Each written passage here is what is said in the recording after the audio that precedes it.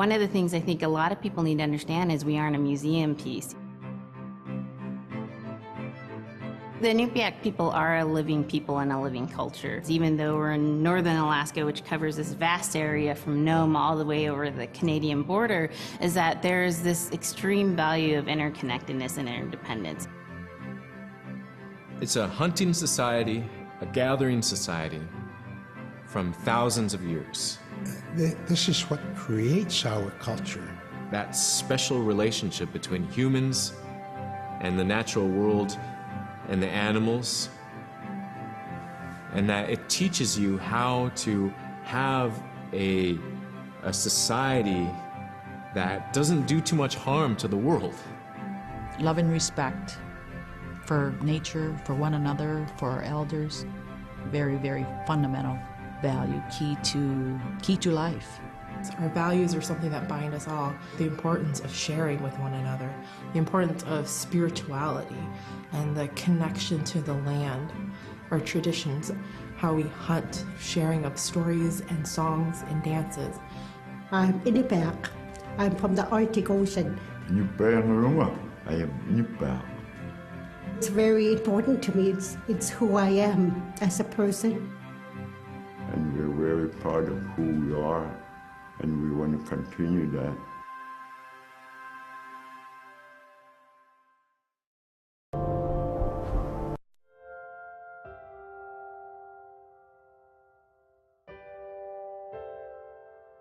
It'd be busy, busy, busy all through the day. You get up and you just go right to work, right to work. There was always something to do. There was never any idle time. The only idle time we had was after we eat and before we go to bed. One of the older people would be relaxing, laying down there and saying, it'd be really nice to hear a story. And then just organically, someone would just start telling a story. Storytelling for the Inupiaq people is very important because it not only created that sense of community, but is a way to pass on wisdom to the next generation. It was like TV, It was just like, it was as good as any movie you've ever seen. And the storyteller told it so clearly that it was just as powerful as any of the greatest movie blockbusters you've ever seen.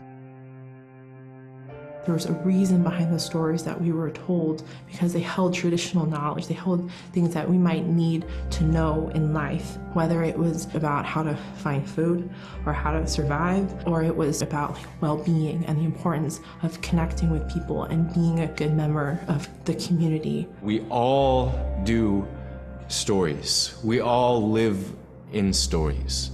We all tell stories to our friends. And they need to be told. They need to be heard.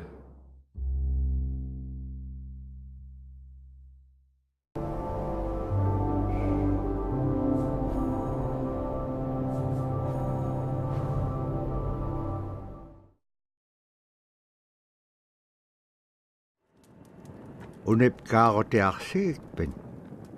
Taalaqanilaqannasuk unipkaaq tuaq qaaviuraqama.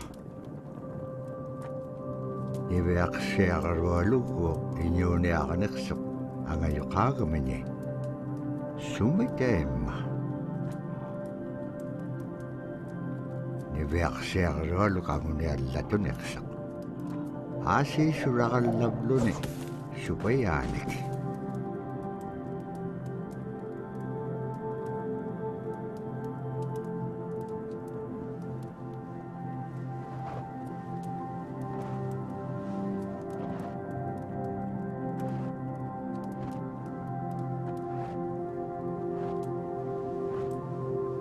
Iñuuniaqhutik anuqqautigait.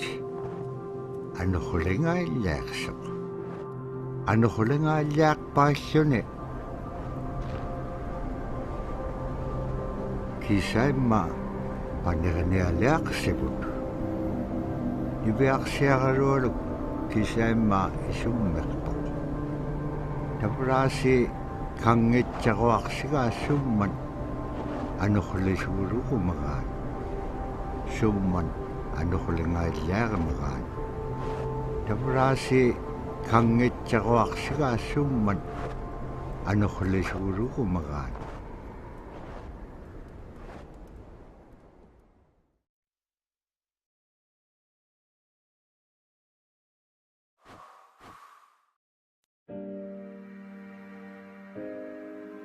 So scrimshaw is this really beautiful method of art that's done either on baleen or ivory, and traditionally it was used to tell stories. Each etching is telling a story of some event. Caribou hunting was taking place. This is what was going on. War began around this time, and so it sort of gives you a timeline of history through etching. An elder or the person who carved it would literally be able to read the scrimshaw story. They're like reading a book, in a way.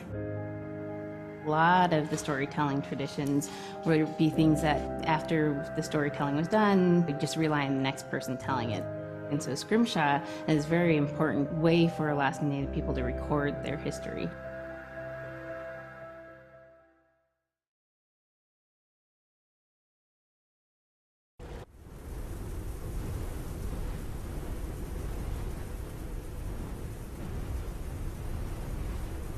Ano khulek paisuri sunira kana chokunni. Tabra ni beak siyagarewaluk ayungit chok. Pajaguniulik sok.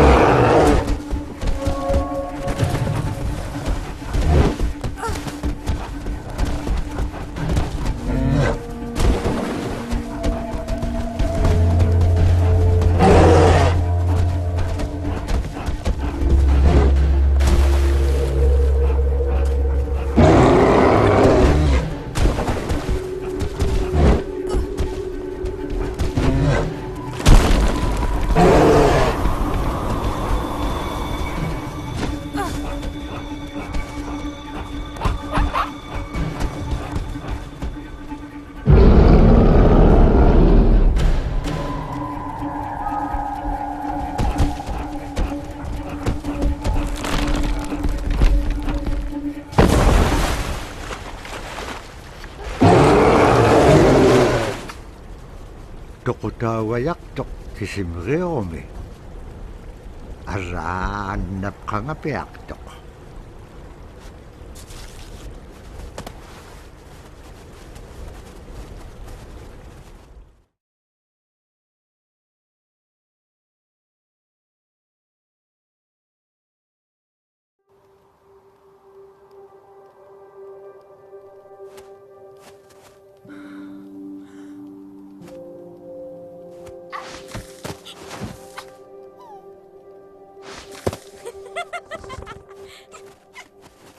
Kole ringay chok inyo gunun. Teregan niya kakanibli ko. Teregan niya tam na alatun ingit chok.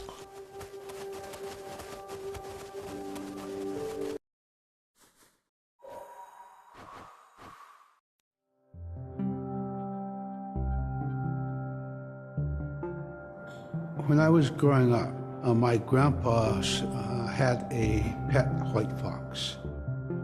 If you're a good friend with a fox, when there's danger abound, they try to keep you from getting into trouble. They pull tricks here and there, and foxes are like spoiled little kids in a way. When you let her out, she'd go prancing out in the snow, jumping in the air. I know she was happy then.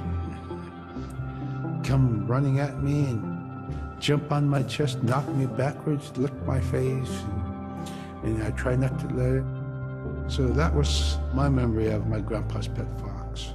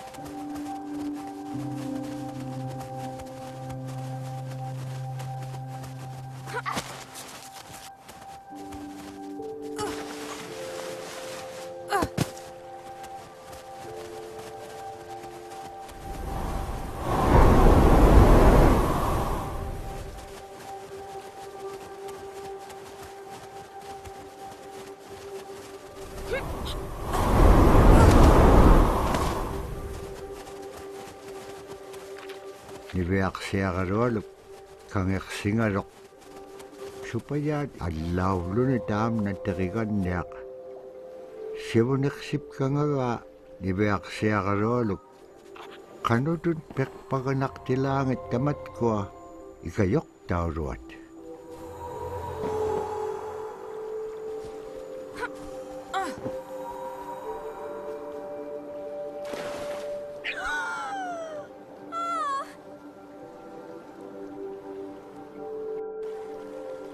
niveaksiagarualuk kangersingalok supaya ikayoq allauluni taam natteriganniaq sivuneqsip kangaga niveaksiagarualuk qanutun peqpaganaqtilaangit tamat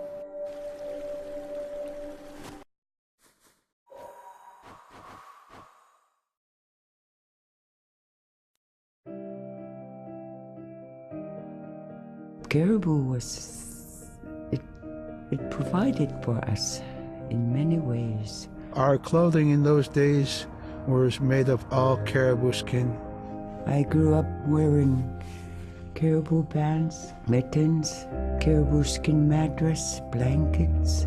Some people had boots that were made with wolf leggings, sealskin sole bottoms. Baleen was shaved to make insoles. They kept us quite dry and warm as well. But the caribou skin clothing was the best. We would get as many yearlings as we could for our outer clothing. And for a heavy winter, we would get caribou in February or March because the hair was the longest and the skin was the thickest, and we would use those for our winter gear. With that stuff on, you could sleep outside in 50 below and it wouldn't bother you a bit.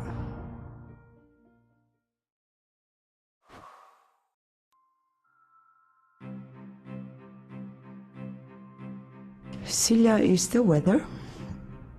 It also means the atmosphere. Here's the nuna, or the land. And it's anything from the land into the moon, the sun, the stars. That's Silla. It's a very spiritual, and we have a relationship with Silla. Silla has a soul in the same way we do as people, in the same way animals do.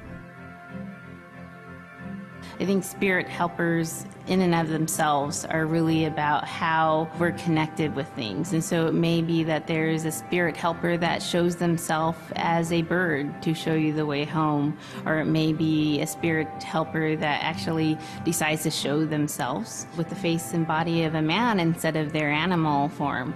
And so I think one of the things that's hard to understand is that it's not one way of seeing things, it's one way of knowing you're connected to everything. We've always had that spirituality of everything around us. It's the interaction you have with the air you breathe, the ocean that you gather resources from, the rivers from which you gather fish, the tundra from which you pick berries, the animals that give themselves. It's all of that.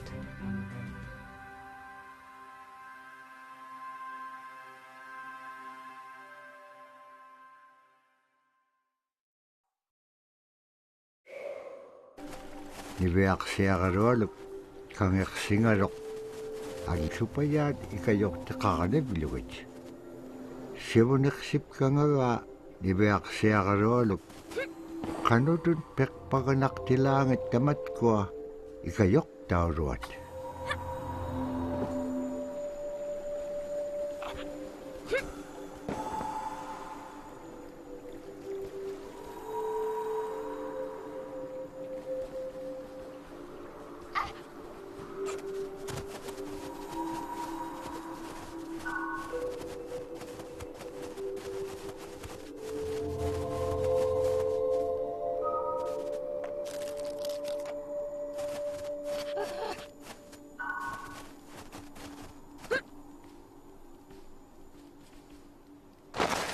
niveaksiagarualugulu teriganniagalu ikayuuti piaqtuk siqaqaniortimigani araa kangersinaitsoqunni qaneq pisilaaq Agalaan tabra atau chikon ay ngaruk.